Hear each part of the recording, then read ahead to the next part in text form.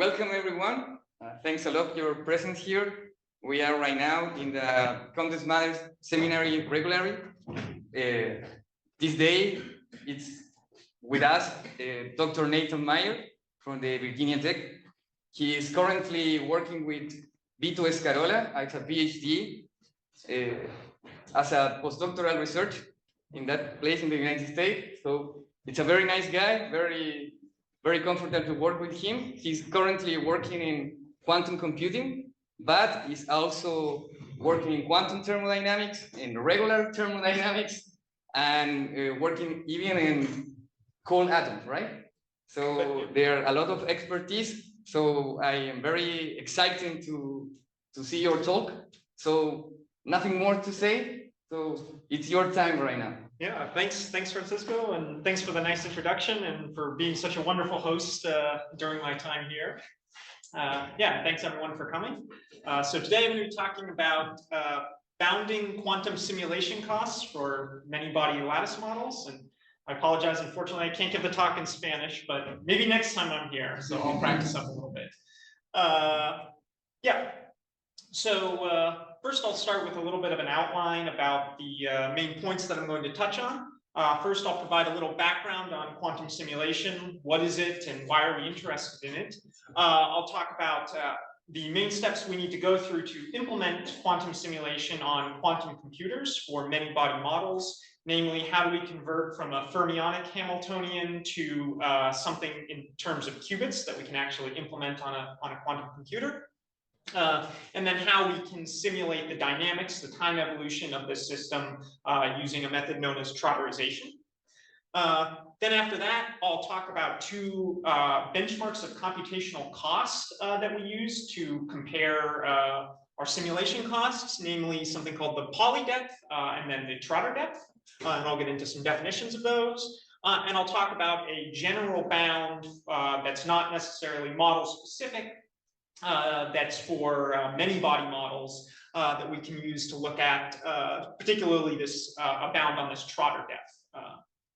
Then, once we have that background in place, I'll talk a little bit about two specific models that are pretty prominent in condensed matter and that we want to simulate on quantum devices, so namely the Hubbard and TJ models. I'll look at both those cost metrics for those two models, the poly depth and the trotter depth, and then put them head to head and see which of these two models would actually be cheaper to simulate on a quantum device.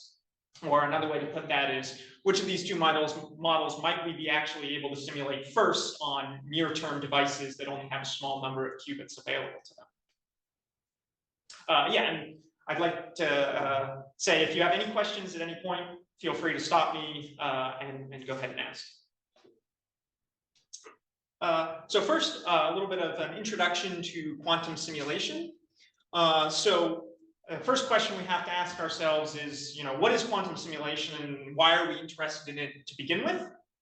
So the idea of quantum simulation is to, simulate the dynamics of some quantum system using some sort of computational model. But we immediately run into problems when we try and do this on classical computers like what we have now. And that main problem is that the Hilbert space of a many-body quantum system grows exponentially with the system size. So even with our most powerful supercomputers that we have available, we can only do a few models with a few tens of lattice sites before the size of the system becomes so large that we can no longer keep track of it using classical computers, and we have to resort to approximate methods. Potential solution to this problem is, what if we use a computer with hardware that is itself quantum in nature?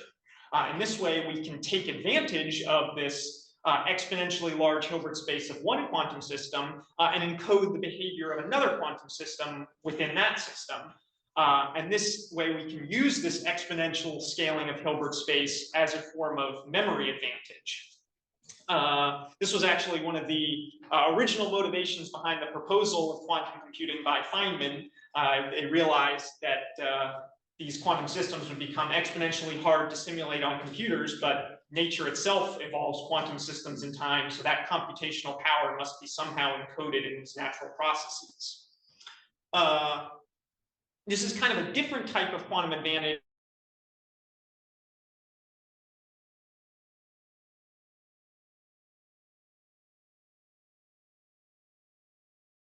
for factoring large numbers that can be used to break encryption with Shor's factorization algorithms. Those are quantum speedups for certain types of algorithms. In this case, we're using the large Hilbert space to store the information about this quantum system that we want to evolve.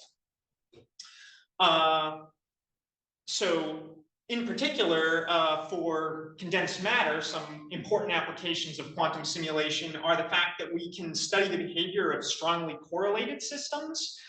We can use it to test the validity of various model approximations. We have these approximate methods for implementing quantum simulation on classical computers. Doing so on a quantum computer would allow us to test the accuracy of these approximate methods. And it would also allow us to explore finite size scaling. How do properties that we see in the thermodynamic limit emerge from finite size systems? But beyond condensed matter, quantum simulation has a broad range of applications across a whole host of fields, from drug discovery in the biomedical sciences, discovering new materials, and even providing a test bed for analog models that are used in high energy physics. This nice figure. It's a way to trap atoms. Yes. Sending waves somehow. Exactly. So this figure is a representation of a method of analog quantum simulation. So actually, for most of this talk, I'm going to be talking about digital quantum simulation. So doing so on a with quantum circuits and qubits, the kind of way we or a lot of times think about quantum computing.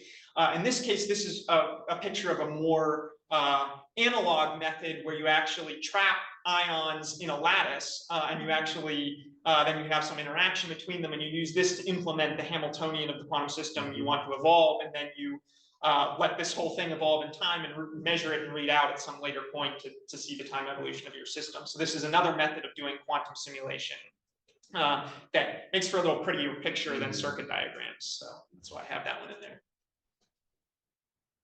Also something we can probably do sooner, because we can get to larger scale systems with these analog quantum simulation than we can with our current digital quantum computers that have a lot of issues with noise and things like that.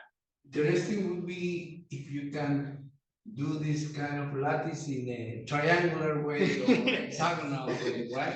It would be very interesting, yeah. Not the standard square. Yeah, thank you.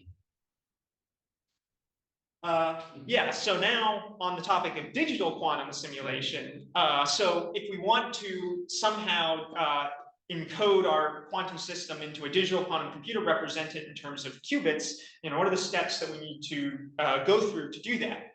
Well, the first thing we have to do is our many body quantum systems are usually given some fermionic Hamiltonian, and we need to represent that in terms of qubits. Well, for a single spin and a single fermion, it's pretty easy because they actually obey the same algebra. You map the spin up state to, say, a site occupied by a fermion, and the spin bound state to a site unoccupied by a fermion. The problem emerges when you start to go beyond just a single site, and that's that spins on different sites commute, whereas fermions on different sites anti-commute.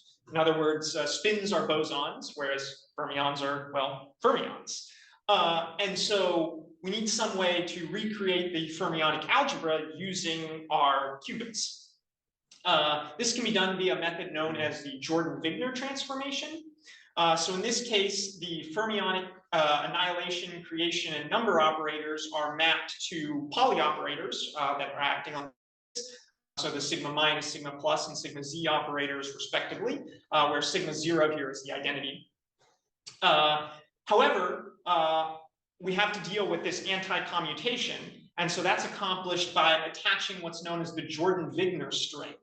So this is a string of sigma plus, sigma minus, or sigma z operators that are attached to each Pauli operator corresponding to site j in the lattice. And you see these stretch all the way from the start of the lattice up to the site j minus 1.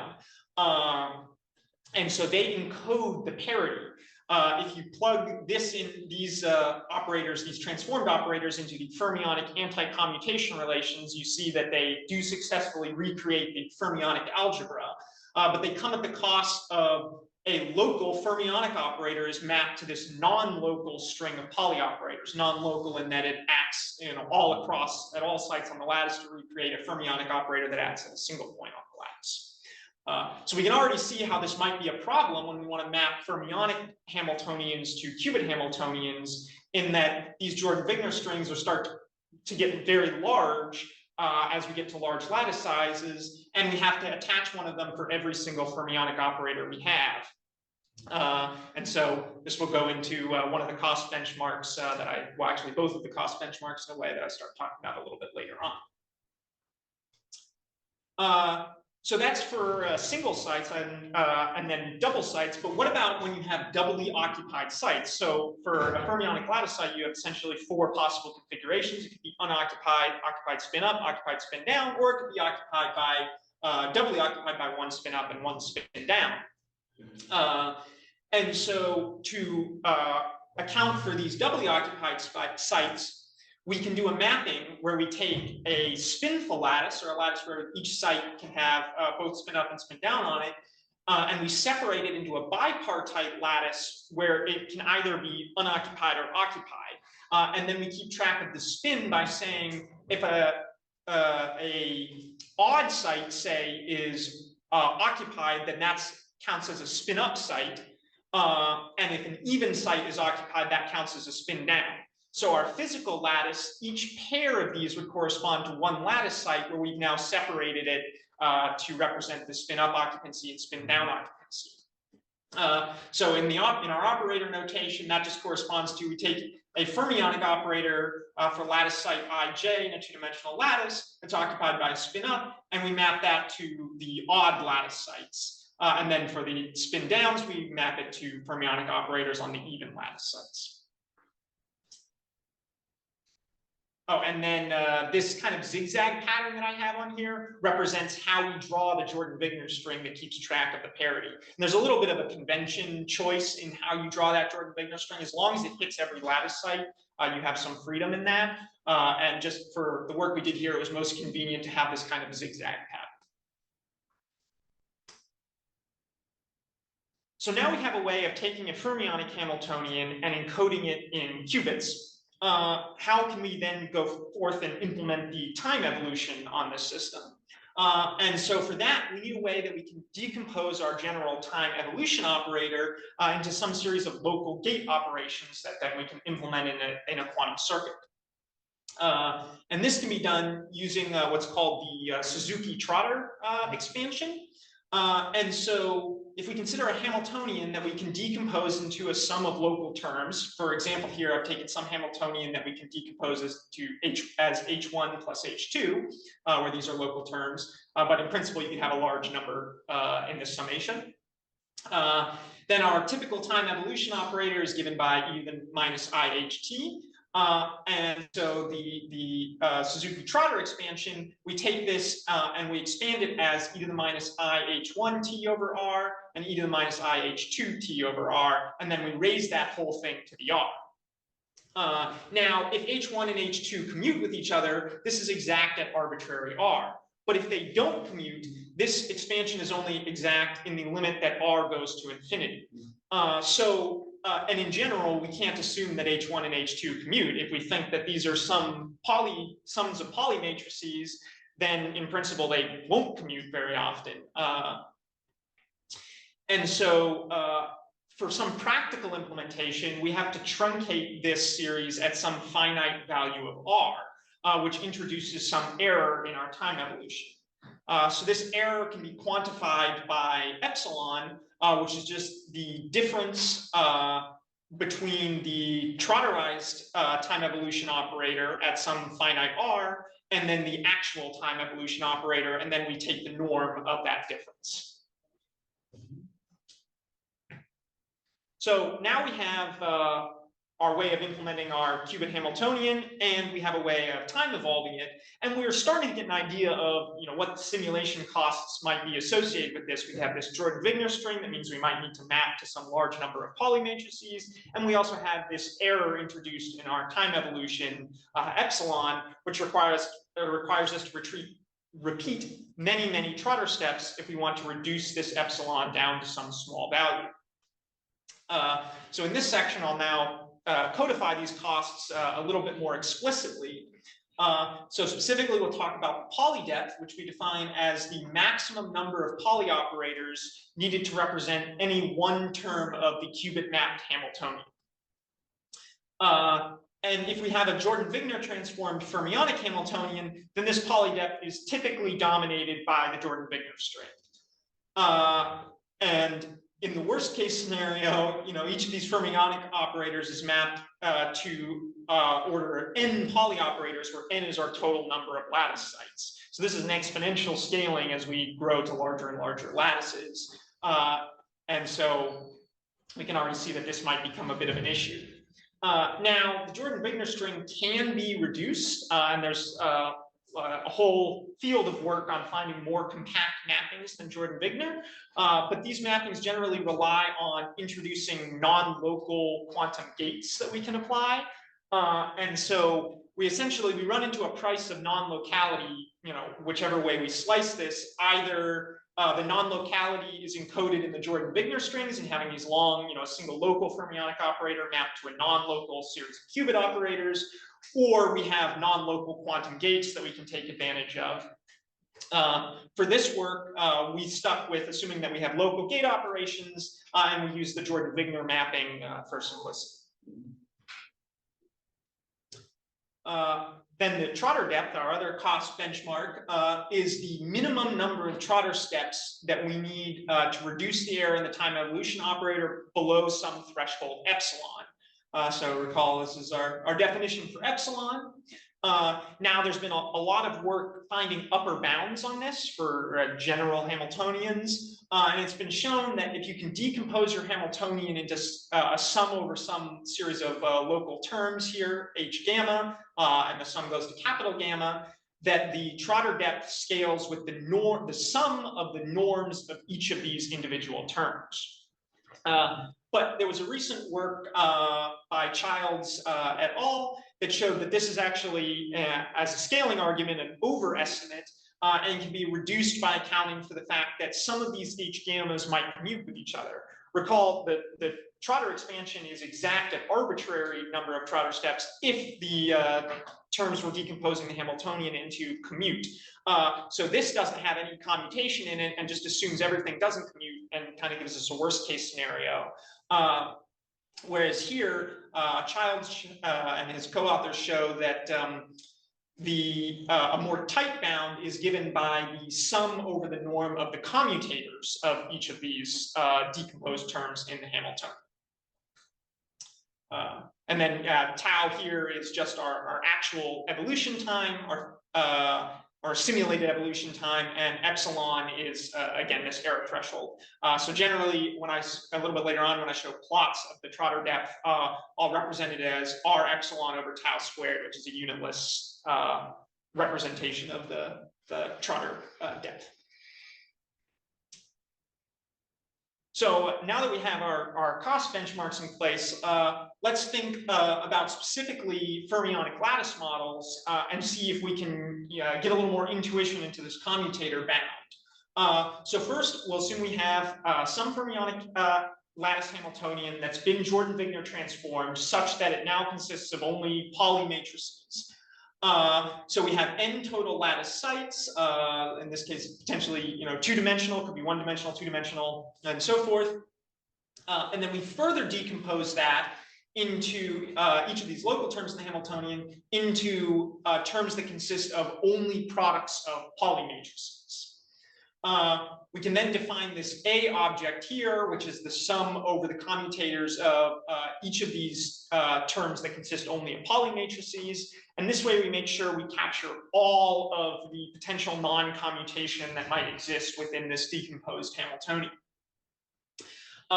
Then if we further assume we're working with two-dimensional rectangular lattice models, we can use some of the properties of the Pauli matrices and some nice symmetry of the lattice models, namely it's translationally invariant up to boundary terms. And we can expand the commutator bound into this kind of nasty expression. But the One important thing that we can see here is that each of these terms scales just linearly with the total number of lattice sites. So nx times ny for a two-dimensional lattice is our total number of lattice sites. This is a far cry from the potential exponential scaling that we could get in the worst case scenario, and indicates that a lot of these Jordan-Wigner strings are canceling out. So now that we have the background and our cost benchmarks established, let's look at some specific models. So here in this work, we considered two primary models, the Fermi-Hubbard model and the TJ model. And we were particularly interested in these models due to their potential to capture high temperature superconductivity. So a lot of you are probably familiar with the recent news that there was potentially a room temperature superconductor found, created a lot of buzz, and unfortunately didn't end up panning out. So the search continues. But this is kind of one of the holy grails of material science at the moment. And understanding the mechanisms behind high temperature superconductivity is still a very active topic. And it's thought that the Hubbard model might provide the minimal model necessary to capture the mechanism behind high temperature superconductivity. Namely, it captures strong electron-electron correlations, but there is still some debate about this. And so having a way to simulate this model on quantum devices and solve it at larger system sizes would be extremely useful for this. The Hubbard model is not analytically solvable outside of one dimension. And it consists of a hopping term where we have nearest neighbor hopping between lattice sites at energy T, and then we have a on-site interaction potential between electrons that are on the same lattice site. The TJ model, on the other hand, is a perturbative expansion of the Hubbard model that is taken in the limit where this on-site interaction becomes much, much greater than the hopping energy. What this essentially results in is the elimination of any doubly occupied sites. When this on-site interaction is very large, any electron that tries to hop on is repelled, and you end up with just single site occupation. This is enforced in the model by adding projection operators to each of the terms. And these projection operators project out any of the doubly occupied sites and force it to remain in the unoccupied or singly occupied subspace of the Hilbert space. If you take the further limit of half filling, then this hopping term vanishes and you just reduce to the standard quantum Heisenberg model. So the fact that you have these projection operators giving you a much smaller Hilbert space for the TJ model was one of our main motivations behind looking at this. So given that you have a smaller Hilbert space, the hypothesis was it should be easier to simulate on a near-term quantum computer, or easier to simulate in general due to this reduced Hilbert space size. And we wanted to see, does this actually pan out when we apply these cost benchmarks? So let's look at the one-dimensional case first, and we'll look at the poly depth as our first cost benchmark. So in the one-dimensional case, the Jordan-Wigner strings beyond nearest neighbor sites actually end up canceling out. And this is due to the fact that the hopping terms are between nearest neighbors, and it's a creation operator and annihilation operator, and then plus the Hermitian conjugate. And so you end up with a Hermitian conjugate Jordan-Wigner term, and when you multiply those out, they cancel each other out for everything except the nearest neighbor site. So that's a really nice feature that works in one dimensions, but doesn't extend beyond that, unfortunately. And this leads to the poly depth for the one-dimensional case for the Hubbard model just being 3 poly operators. So for example, this might be one of our hopping terms, and we'd have a sigma x operator, and then the one surviving sigma z operator from the Jordan-Wigner string. Now for the TJ model, we have a similar looking expression, except it's a little bit larger because we have these are the representation of the projection operators in terms of the poly matrices. And so we have additional overhead in terms of the poly depth due to the presence of the projection operators that prevent any doubly occupied sites. So this is actually contrary to our initial hypothesis that the smaller Hilbert space would make this less costly to simulate. And it's interesting that this is really a consequence of the fact that we're using a qubit-based mapping. So if you think about it, for a single lattice site, we again have 4 possible configurations. It could be unoccupied, occupied spin up, occupied spin down, or doubly occupied. And so if we want to represent that in terms of qubits, we would need 2 qubits to have all possible configurations represented. Now, for the TJ model, we don't want the doubly occupied sites, so we only have 3 possible configurations. But we still need a minimum of 2 qubits to represent 3 possible configurations. And now we have this extra state in our Hilbert space hanging around that we don't want the system to ever stray into. And so we have to introduce even more overhead to prevent the system from ever entering this doubly occupied state. And so if we were using a different type of mapping, say instead of using qubits, we were using 3-state systems, qtrits, then we wouldn't end up paying this price in the TJ model because the Hilbert space would naturally encode the TJ model configuration, and we would end up paying an overhead with the Hubbard model. But the vast majority of the architectures for quantum computing at this moment are qubit-based, and so this is kind of one of the unintended consequences of focusing on these types of configurations. So that's in the 1-dimensional case. What happens when we go to 2 dimensions? Well, in this case, we don't get this nice cancellation of the Jordan-Wigner strings anymore, and our poly depth ends up being dominated by the Jordan-Wigner strings. As before, any shared portion of the Jordan-Wigner string does end up canceling out. But instead of just hopping left and right, like we have in the 1-dimensional case, we now have hopping down and up on our lattice sites. So say for the term representing the hopping between this red site here and this blue site, they share the Jordan-Wigner string for all these sites, but not for all the sites stretching from the red site all the way to the right-hand side of the lattice, and then all the way from the left-hand side of the lattice to this blue site here. And so those 2 terms, respectively, from the red to the right, give us this Jordan-Wigner string here, and from the left all the way to the blue, give us this Jordan-Wigner string here. And so in total, we have a poly depth that's on the order of the total width of the lattice for the 2-dimensional case. And that's for both models. And the Jordan-Wigner string ends up dominating, so we don't get any particular model that's favored in the 2-dimensional case. So that's for our poly depth. Now what if we think about the Trotter depth? How does that scale for both of these models? And so here we've shown or plotted the Trotter depth using this general expression that we derived previously.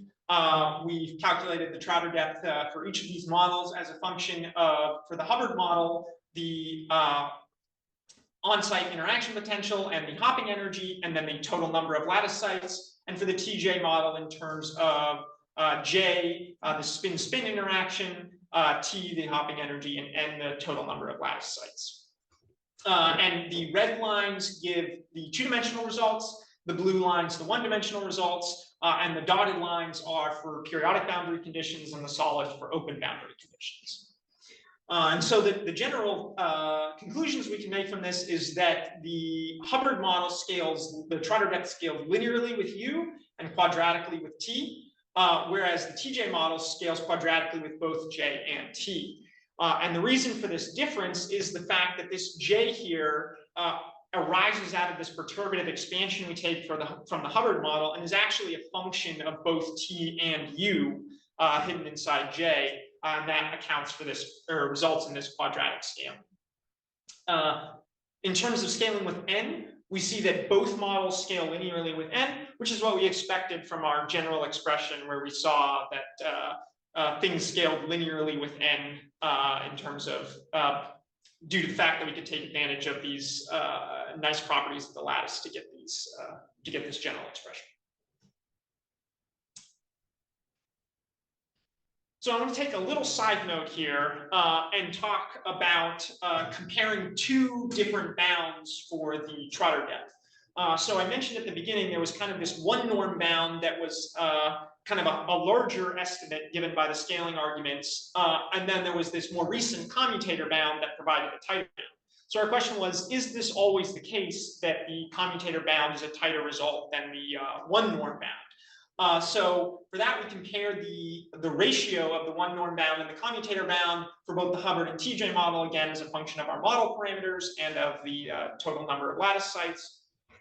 And we see that this ratio is greater than 1 everywhere except for at small n in the TJ model. And so why does this occur? Well, again, these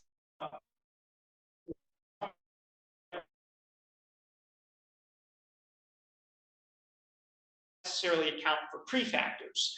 But if you think about how the commutator bound is constructed, when we take the commutator of two of these local terms in the Hamiltonian, we'll end up with a product of the prefactors, whereas the one norm is just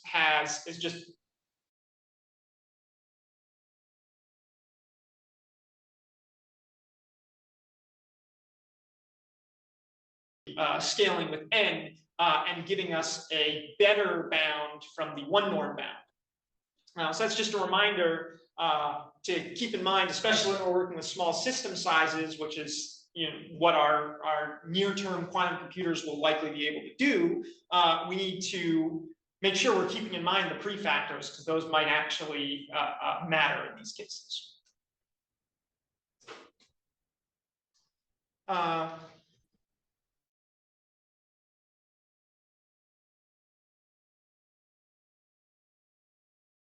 And see which one of these has actual better scaling in terms of the Trotter depth.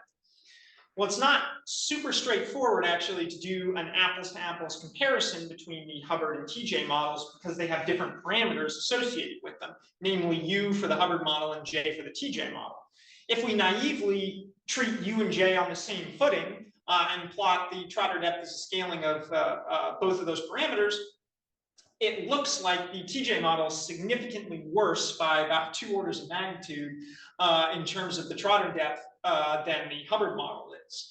But this is actually deceptive because recall that J comes from this perturbative expansion that mixes the on-site interaction and the hopping energy. And so in reality, J is actually given by 4t squared over U. If we account for that, and then we also make sure that we're operating only in the parameter regime where the TJ model expansion is valid, so namely where U is much, much greater than T, then we see the opposite is actually true, that the Hubbard model is about 30 times more costly in terms of the number of Trotter steps needed to reach the same error threshold epsilon than the TJ model is. And the origin of this can be understood intuitively if we look at the energy spectrum for both models. So here we've done exact diagonalization for a 4-site model to calculate the energy spectrum. The red lines are for the Hubbard model and the dotted blue are for the TJ. We see that the Hubbard model spectrum has these kind of densely packed energy levels and then large gaps on the order of U between each of these bands. If we zoom in on just this lowest energy band and plot the TJ energy spectrum, we see it lines up exactly with the lowest energy Hubbard band. So if we're now doing some simulation of these models, well, simulation of the Hubbard model has to resolve not just these large gaps between these energy bands, but also the much smaller energy gaps that exist within each of these bands. While as for the TJ model, our simulation only has to have the resolution to capture what's going on inside one of these bands. We can just set the energy scale by J and resolve just this single band and don't have to worry about these much, much larger energy gaps between the Hubbard bands. And so that allows us to get away with having many fewer Trotter steps to reach the same error threshold. So to wrap up what I've talked about today, we started with kind of the hypothesis that the smaller Hilbert space of the TJ model might give it an advantage over the Hubbard model. We found that in terms of the poly depth, at least in one dimension, it's actually the opposite. In 2 dimensions, it doesn't gain any advantage. And this is due to the presence of the projection operators. We've also shown that when we account for the error tolerances and make sure we're operating in the proper parameter regime where the TJ model expansion is valid, that the TJ model has significantly reduced Trotter depth in comparison to the Hubbard model. And so the final takeaway is then if we want to fully optimize quantum simulation, we don't just want to make sure we're finding the most compact mappings and the most optimal trotter depths, but we also want to make sure that we're finding the most efficient model that also captures the physics that we're interested in. So I've tried to hit on most of the important details from the work here, but if anyone wants the full story, the paper's available in PRR. And with that, I'd like to thank my co-authors on this work, Ryan Scott, Juan Park, my PI, Guido Scarola. This is where the money comes from. And I'd also like to thank the Millennium Nucleus and Nanobiophysics for hosting me here. And thank you all for coming. Happy